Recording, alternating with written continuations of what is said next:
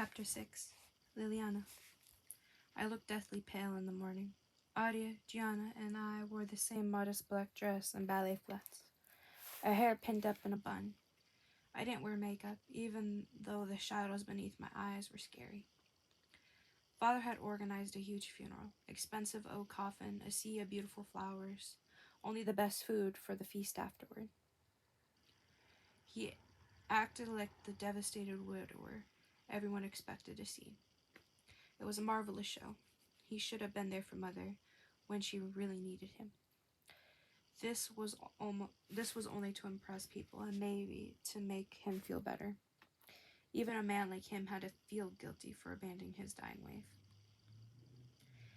The funeral was a big affair in our world. Father was an important man, and so Mother's death was a social event. Everyone wanted to attend, and everyone was crying crocodile tears as they said their condolences. My eyes were dry as sand. I could see people glancing my way, waiting for me to cry over my mother, to show the reaction they all expected from me. But I couldn't cry. I didn't want to cry, not surrounded by so many people with their fake tears. They pretended they cared for my mother, that they had known her, but none of these people had visited her when she was bound to the house. She'd been dead to them long before her death.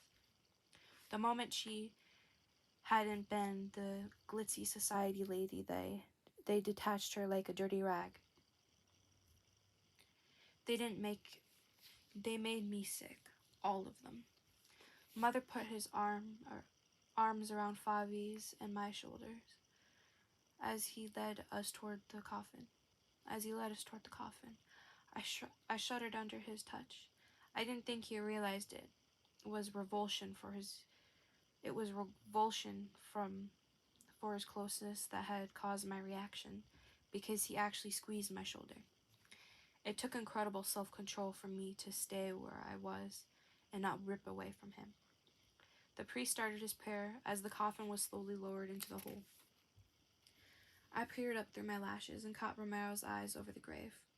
Unlike Luca and Matteo, who'd flown in for the funeral, Romero wasn't allowed to stand on this side with our family. His expression was solemn as we watched each other, but then he lowered his gaze back to the coffin.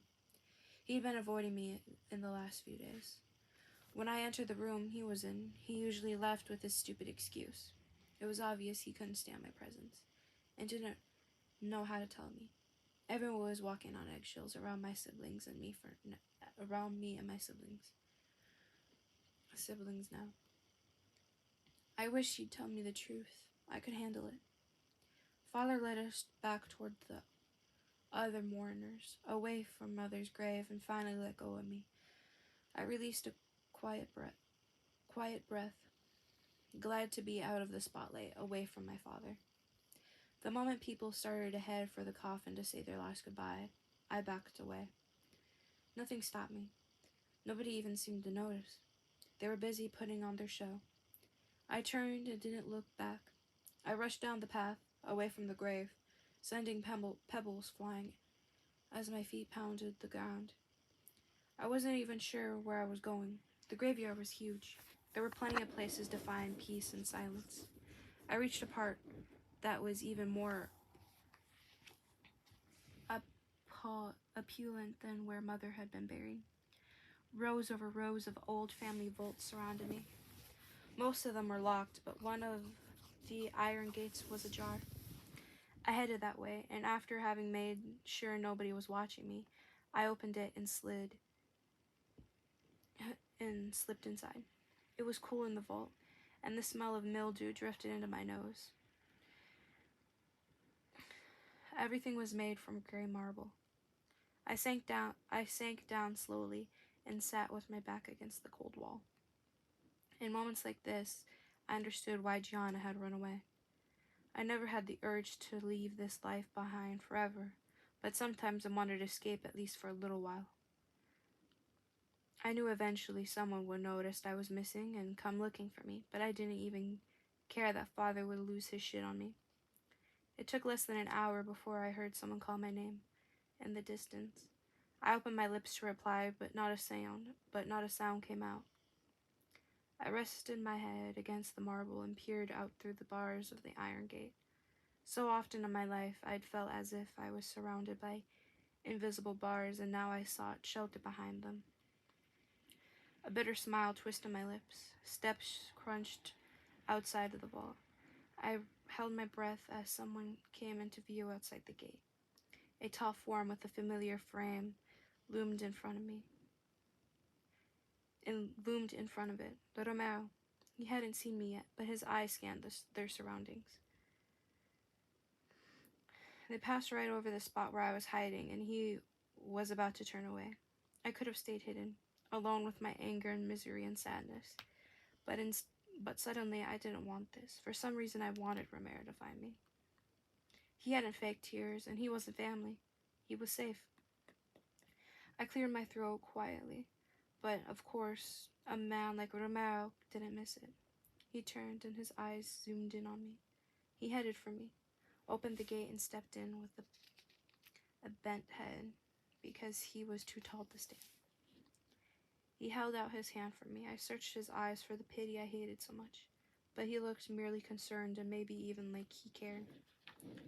I wasn't sure what to make of his concerns when, not too long ago, he'd done his utmost to stay away from me. I slipped my hand into his, and his fingers closed around me before he pulled me to my feet. The moan of the movement catapulted me straight into Romero's arms. I should have pulled back. He should have pushed me back. We didn't. It felt good to be close to someone, to feel his warmth, something my life had seemed so devoid of recently. He slowly backed out of the vault, taking me with him, still holding me close. We've been looking for you for almost an hour, Romero said quietly, worriedly. But all I could focus on was how close his lips were and how good he smelled. Your father would be glad to know you're safe. My father. Anger surged up in me at how he'd acted in the last few months. I was so tired of being angry, of not knowing where to go with my anger. I stepped onto my toes, closed my eyes, and pressed my lips against Romero's. This was the third time I did this. It seemed I never learned. But I wasn't even scared of being rejected anymore. I was so numb inside, there was no way anything could ever hurt me again. Romero's hands came up to my shoulders as if he was going to shove me away, but then he merely rested them there, warm and strong. He didn't try to deepen the kiss, but our lips moved against each other. There was only the embarrassed touch, and even that was over too quickly. Something trailed down my cheeks and caught on my lips. I never imagined my first real kiss would taste of tears. I sank back down onto my heels, and my eyes fluttered open. I was too drained, too sad, too angry to be embarrassed about my actions. Romero searched my face, his dark brows drawn together. Billy, he began. But then I started crying for real, fat tears rolling down my cheeks. I buried my face against Romero's chest. He cupped the back of my head and let me sob in the safety of Romero's arms. I dared to give my sadness room. Didn't fear it would swallow me whole. I knew Romero wouldn't let it. Maybe it was a ridiculous notion, but I believed Romero would keep me safe from everything. I tried to forget him. I tried to move on, find someone new to focus my crush on, but they all fell short. We should return. Your father will be worried sick by now. He isn't worried about me. He's only worried about how I make him look bad, I said quietly. Pulling back, I wiped my cheeks. Romero brushed a strand away that stuck to my wet skin. He still stood close, but now that I had a better grip on my emotions, I stepped back. Ashamed by the way I'd thrown myself at Romero. Again, I was glad I couldn't read his mind. I didn't want to know what he thought of me now. Romero's phone rang, and after an apologetic smile at me, he picked up. Yes, I have her. We'll be there in a moment. I stared off toward an elderly man who stood before a grave. His lips were moving, and he was leaning heavily on a walking stick. I had a feeling he was talking to his deceased wife, telling her about how his days had been, how much he wanted to be reunited with her again. That would never be my father. He seemed to have gone over Mother's death already. Romero touched my shoulder lightly, and I almost flew back into his arms, but this time I was strong. Are you ready to head back? Ready? No. I didn't want to see Father or the fake mourning. I didn't want to hear one more word of pity. Yes. Neither of us mentioned the kiss as we walked back toward my mother's grave. The Romero had kissed me, or let me kiss him out of pity. That was the harsh truth of the situation. Luca and Aria were the only people waiting for us. Aria rushed toward me and wrapped me into a tight hug. Are you okay?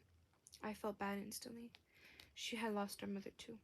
She too was sad, and now she'd had to worry about me on top of everything. Yes, I just needed a moment alone. Aria nodded with understanding. Father and the other guests had moved on the house for the funeral feast. We should head there too. Our father will get even angrier. I nodded. Aria shot Romero a look I had trouble deciphering. Then she led me toward the car, her arms tightly wrapped around my shoulders. Luca and Romero trailed behind. I didn't look back at Mother's grave again. Knew it would have been too much for me. What was that look you gave Romero? I asked quietly as we settled on the back seat. Aria made an innocent face, but I didn't buy it. I knew her too well, even if we weren't as close as we used to be, due to the distance between us. She sighed. I told him to stay away from you. You did what? I hissed. Luca glanced over his shoulder at us, and I lowered my voice even further. I hoped he hadn't heard what I'd said. Romero seemed busy finding a good radio station. Why did you do that? I asked in a bare whisper. Lily, I don't want you to get hurt. You think Romero will make you feel happier and help with the sadness, but it'll only make things worse. Maybe you think you've fallen for him, but you shouldn't mistake loneliness for something else. I stared at my sister, incredulously. I'm not an idiot. I know my own feelings. Aria took my hand. Please don't be mad, Lily. I only want to protect you. Everyone always said they wanted to protect me. I wonder from what? Life.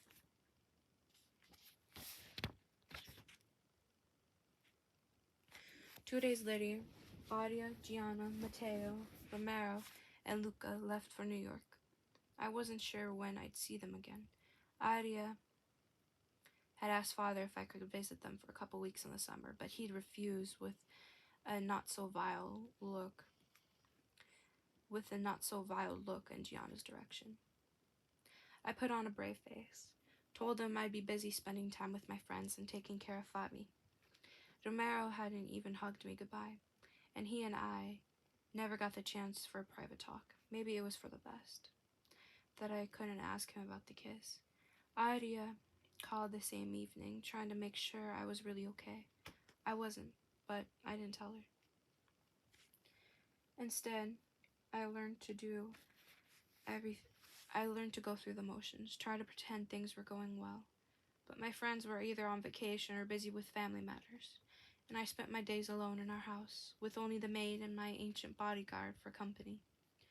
Father and Fabi were gone almost all the time, and when they returned, they shared new secrets they couldn't talk to me about.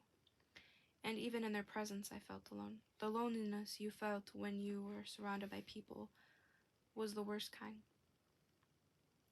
I often spent hours sitting in the chair next to the bed where Mother died, thinking about her last words and wondering how I was supposed to keep my promise.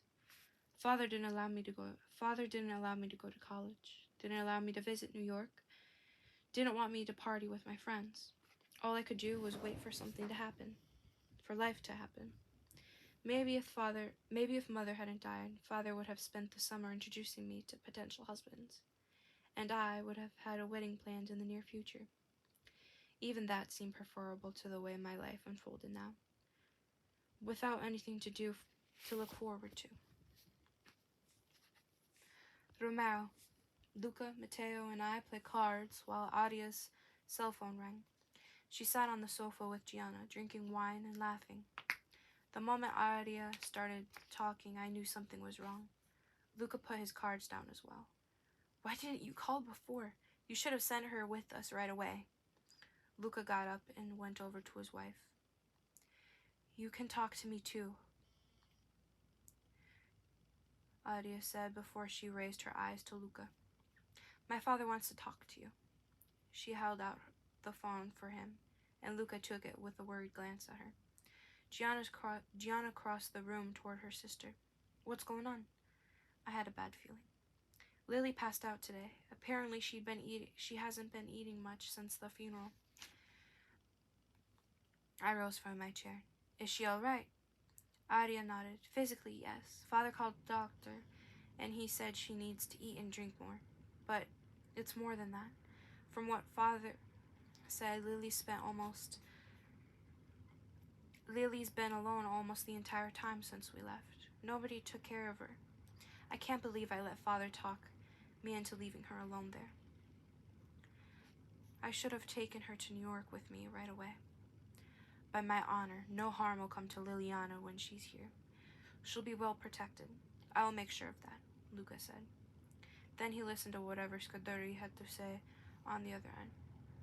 I'm aware of that. Believe me, Liliana will be as safe as she's in Chicago. He listened again and then hung up. Aria rushed toward him. And will he allow her to come here? Luca smiled tightly. He agreed to let her spend the entire summer here, maybe even beyond that. He seemed really worried about her. Really? That's great, Aria said, beaming. I doubt he's doing it because he's worried, but who cares as long as he allows her to stay with us, Gianna said. When will she arrive? I asked. Trying to sound casual, as if I was merely a concerned soldier making sure he could fulfill his bodyguard duties. Luca's expression made it clear he didn't buy it for 1 second, but Aria was too wrapped up in her euphoria to pay attention. Tomorrow afternoon. She'll be staying in our apartment, right? She'll be starting in our apartment, right? Aria asked. Luca nodded. I told your father I'd personally make sure that she'll be safe. You mean that she doesn't go around having fun, or, God forbid, sully her purity, Gianna muttered. Yes, that, Luca said matter-of-factly. And since war with the outfit might be the outcome if I don't keep my promise, I'll do everything in my power to make sure she has very limited fun. Again, his eyes found me, and I had to suppress a curse. He didn't even know about the kiss Lily and I shared in the graveyard. I wondered how much worse it would be if he actually knew. We could spend the summer in the Hamptons. It's too hot and stuffy in the city, and we're using the mansion not enough anyway. Aria touched Luca's forearm and fixed him with one of her looks that always got him. Please, Luca. I don't want Lily to be stuck in the apartment. In the Hamptons, we can lie at the pool and swim in the ocean and take trips with our boat. Okay, Luca said with a resigned look. But Matteo and I can't stay with you the entire time. We have a lot to deal with at the moment. Romero and Sandro will have to keep you safe while we're gone. Aria chanced a glance in my direction. She probably wondered if it was a good idea to have me around her sister, and to be honest, I wondered the same thing.